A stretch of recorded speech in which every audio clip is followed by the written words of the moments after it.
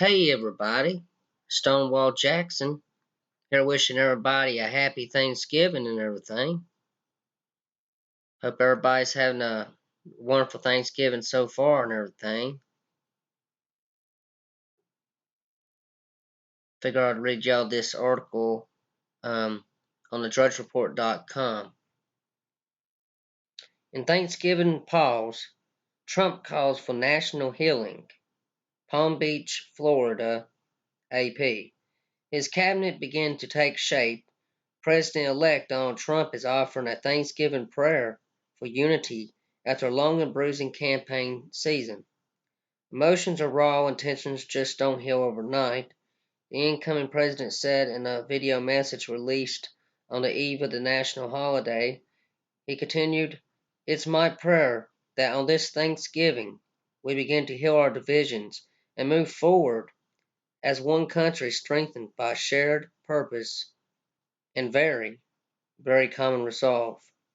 Trump, who was gathered with family on Thursday at his Palm Beach estate, was expected to pause for a day after a 2 week scramble to shape his nascent administration from scratch. He injected the first signs of diversity into his cabinet to be the day before tapping South Carolina Governor Nikki Haley to serve as U.S. ambassador to the United Nations, and charter school advocate Betsy DeVos to lead the Department of Education. They are the first women selected for top-level administration posts. Haley is the daughter of Indian immigrants, so she also would be his first minority selection after a string of announcements of white men. The South Carolina governor has little foreign policy experience, yet Trump praised her as a proven deal-maker. DeVos, like Trump, is new to government, but has spent decades working to change America's system of public education.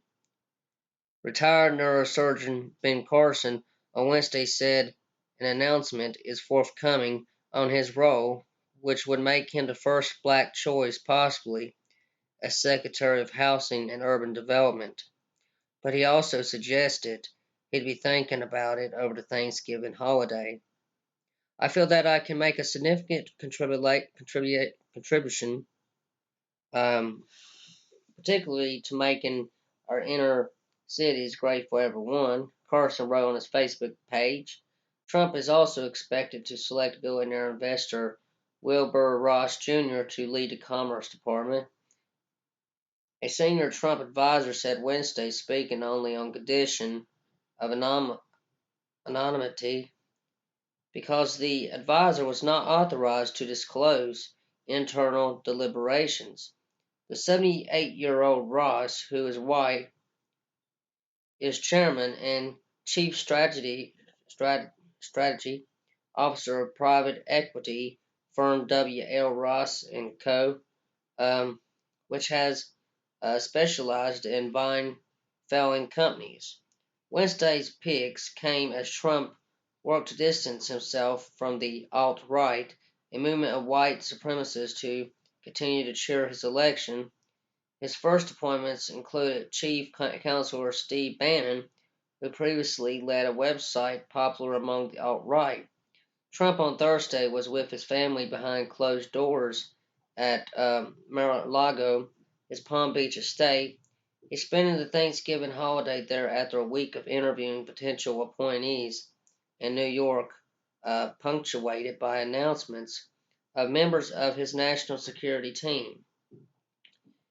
It's time to restore the bonds of trust between citizens, because when America is unified, there is nothing beyond our reach, the president-elect said his Thanksgiving message, which was posted on social media. The nasty campaign season included clashes between Trump and his new cabinet selections. "The people of South Carolina are embarrassed by Nikki Haley," Trump wrote in March. Haley denounced several of his campaign's comments and urged voters to reject the siren call of the angriest voices. DeVos, who is from Michigan, told the Associated Press in July, "A lot of things he has said are very off-putting and concerning. On Wednesday, however, Trump and his colleagues had nothing but kind words for each other, while other Republicans largely praised the Haley pick. DeVos faced immediate criticism from left and right. The president of the National Education Association, Lily Escalson Garcia, said in a statement that for years DeVos has lobbied for failed schemes like vouchers, which take away funding and local control from our public schools to fund private schools at taxpayers' expense. And Randy Weingarten, president of the American Federation of Teachers, tweeted, Trump has chosen the most ideological anti-public ed nominee since the creation of the Department of Education. At the same time, some conservatives warned that the longtime Republican donor, who along with her husband has spent millions of dollars to promote candidates who favor charter schools and school vouchers, also supports the Common Core education standards that Trump railed against during the campaign. DeVos addressed criticism head-on, posting a Q&A statement that said directly about Common Core, I am not a supporter, period. Trump will be sworn into office in less than 60 days. Beyond his cabinet, he must fill hundreds of high-level administration posts. He is expected to stay in Florida throughout the weekend.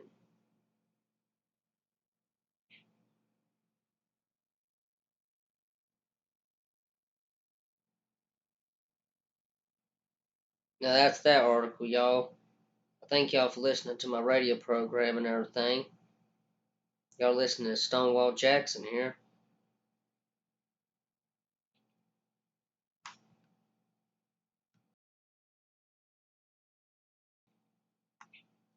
Police undocumented immigrant sexually assaults 12-year-old girl he met at church over a dozen times. Mugshot of George Luis Ramirez, has a picture here and everything, but it says Bensalem, PA, CBS.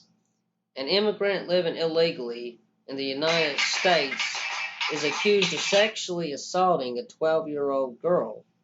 The Bensalem Township Police Department said in a statement that the 33-year-old George Luis Ramirez, an undocumented immigrant from Honduras, sexually assaulted the girl over a dozen times. Philly police searched for 7-Eleven robbery. The investigation started earlier this week when the girl's parents reported to police their daughter was being sexually assaulted by Ramirez. Police said the girl was initially approached by Ramirez while attending services at Redemption Episcopal Church at 1101 2nd Street Pike in Southampton. Ramirez has been charged with aggravated indecent assault of a child, corruption of minors, and unlawful contact with a minor. Emancipated dog dumped in trash bag at Philly Park recovering at shelter. Ramirez's bail has been set at $1 million, and he is being held in county jail.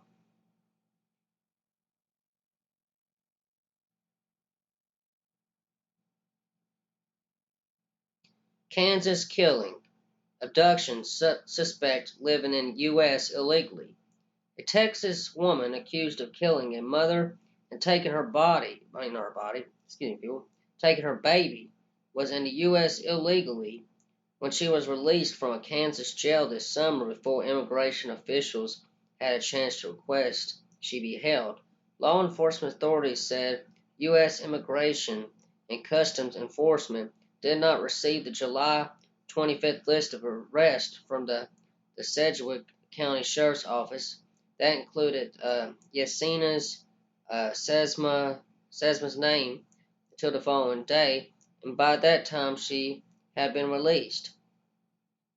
ICE spokesman Carl Rusnick said Wednesday the agency would have asked that Sesmas, a Mexican national, be detained if she had still been in jail. Rusnick said Sesmas has been arrested but was never charged on suspicion of threatening a pregnant woman with a knife and trying to hold that woman's two daughters for ransom.